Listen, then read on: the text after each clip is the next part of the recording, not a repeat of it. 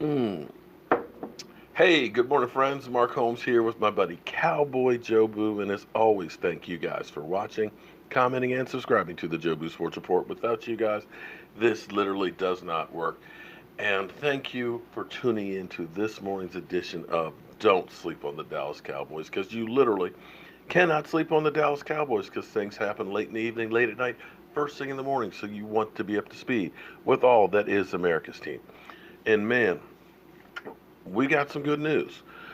Travis Frederick. Now, I got to tell you, Travis Frederick has been missed, but Joe Looney has actually done a good job filling in for him. But he's still not Travis Frederick. Travis Frederick, we heard that he was getting sensation back in his fingers from the syndrome that he was having. Um, we know that he's not going to play, of course, this season, but he believes that next year he will be back. And I got to tell you, it will be incredible to have him back. Um, make no mistake, the offensive line has not been the great wall of Dallas that it was in 2016 or 2014, or even 2015 was still really good. We just didn't have a quarterback. But without Travis Frederick, and I know most people don't realize how important the offensive line is. The center is the key. The center is one of the most difficult positions to play in the NFL. He has to know where everything is. The quarterback is screaming out, who is the Mike linebacker? Who is the middle of the defense? He is calling the basically the blocking assignments and stuff. You've got to be ready for stunts, twists, and everything else, bull rushes, blitzes, and everything. He's got to see all that, recognize that, listen to the quarterback, understand what's going on. Oh, and remember to snap the ball and make sure it's snapped into the hands. So to get him back would be huge for next year. And I'm hoping and praying that he's there. I'm excited because this weekend we're going down to Philly on Saturday. He's going to be at the autograph signing with Drew Pearson, and I definitely want to congratulate him and basically say you're missed out there. I almost feel a tie with Travis Frederick. I remember in 2013, the draft was in Radio City Music Hall in New York, and being there, this is before the draft blew up like it did in Chicago and then Philadelphia and Dallas, where it became a fan fest. In 2013, the NFL had basically 500 tickets for fans to go to it. That was it. There was no, NFL park for the draft, where you've got 100,000 plus people. It wasn't on the steps of um, the art museum in Philadelphia with the whole fan fest and all the people there, or being in Dallas, outside the stadium and stuff. It was just the NFL draft, and they before they realized we can make a boatload of money from this. But we were there because it was the beginning of United Way's Team NFL, and we were there actually inside the third day. But I remember being outside of Radio City Music Hall, there, listening to the draft going on, and hearing that the Dallas Cowboys had traded back with the San Francisco 49ers and ended up drafting Travis Frederick. And I remember people basically being like, what the F? A center? The Cowboys drafted a center in the first round. I remember Adam Schefter basically joking it up. The Dallas Cowboys drafted a guy they could pick up in the second round, Travis Frederick. So there's that. But until this year, he never missed a game and was a Pro Bowler every year and arguably the best center in football. That's instance number one. Second time I met Travis Frederick was actually at the Pro Bowl in Arizona. And I need to actually frame this picture. I got to get the picture frame for it. But I was able to take, God, I've been blessed. I was able to take this picture right here. Those are all Pro Bowlers, guys. That was our team. I'm walking beside Tony Romo, and the Dallas Cowboys are walking in formation. That was the last time that DeMarco Murray was behind that offensive line. I can dare say that I think I've got the last picture of that. Because I don't know when they would have gotten together again. But what a sight. Travis Frederick, Jason Witten, Tony Romo, Tyron Smith, DeMarco Murray, and Tony. My God. I mean, just look at that. I've truly been blessed. And this is another picture, too, of course, which was fitting. Our offensive line. Walking off into the sunset. So, it doesn't end there. Because Travis Frederick not only is an incredible player on the field, he was also the Cowboys Man of the Year last year. Travis Frederick, I actually ran into at NFL Honors and got a picture with him and things. Understand, offensive linemen are very low key. They're not like a wide receiver or a D-back. You're never going to hear an offensive lineman talking trash.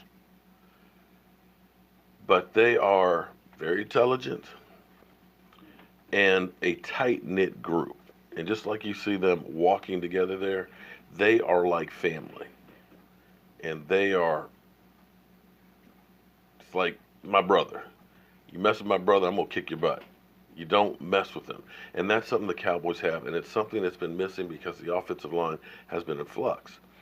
And even when I say I kind of feel like a connection to them, even when we went and did the draft trip last year, it was funny because my wife had to go do an event for the draft with Travis Frederick. It was a character playbook situation. So she was talking with Travis Frederick and all the great things he does. Because he's not only one of those players that is a great football player, he's also one of those great people that get it, that's using his platform to help others. And I'm hoping and praying that he is back on the field next year because he is a leader and a guy that's been missed on this team. So we've got the Philadelphia Eagles on tap this week. They're beat up. They finally are beginning to get a running game again. But you have to look at the two teams they played the last 2 weeks. They squeaked out a win against the Giants, and they played against Colt McCoy and Butt Fumble this past week. And a Redskin team that's reeling, that's lost 3 straight. After being up almost 2 games in the division, they have been just steadily going downhill. But with that being said, you cannot think that we're just going to stomp all over the Eagles. The NFC East is crazy. You remember back in the day when we were 1-15, we beat a Redskin team that was going to the playoffs, that was far superior than us. There's no rhyme or reason when it comes to this division. And right now, the Eagles are feeling it a little bit. They got a couple of wins after looking at the season being over. Now they're looking at, hey, forget about all that. We win this week, we got a chance to go to playoffs. Now, realistically, they have actually the toughest schedule left in the NFL. So it's not going to be an easy road to hoe. And we have an opportunity to go ahead and take a stranglehold of our division. If we win this one, it gets pretty easy from here on out. Now, I know that the talking heads will say, oh, yeah, well, the NFC East, man, you know, that's division, they stink, this, that, and the other. But understand, hypothetically, let's say we go 2-2 the rest of the way. Let's just say that. Then that means over the course of the last 8 games that we are 6-2. That's a pretty good record going in. Let's say we go 3-1. over the course of the last half of the season, you're talking about 7-1. That's a lot of momentum. That's a good feeling. And you look at the team and the offense and things. The offense, since Amari Cooper has gotten here, has been steadily picking up. We still got problems. We still got the offensive line in flux. Hopefully we get Tyron Smith back this week. That's going to be a big bump up. And each week, Amari Cooper and Dak are getting a little bit better connection. And now that Amari is taking some of the focus off, you see a Michael Gallup getting out there. But, we still have to get some things together and click a little bit more. But you can see we are steadily moving up when the offense goes, which is the time you want to hit your stride. It doesn't do you any good in September and October to be playing great and playing garbage come December. You need to be able to win enough to make it to the playoffs and play well come January. So I'm excited. I'm hopeful that Travis Frederick gets back. I'm looking forward to actually meeting him.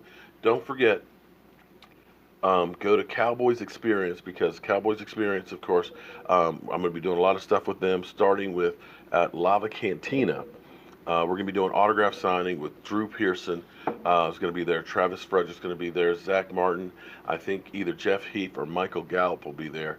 So it's going to be a great event.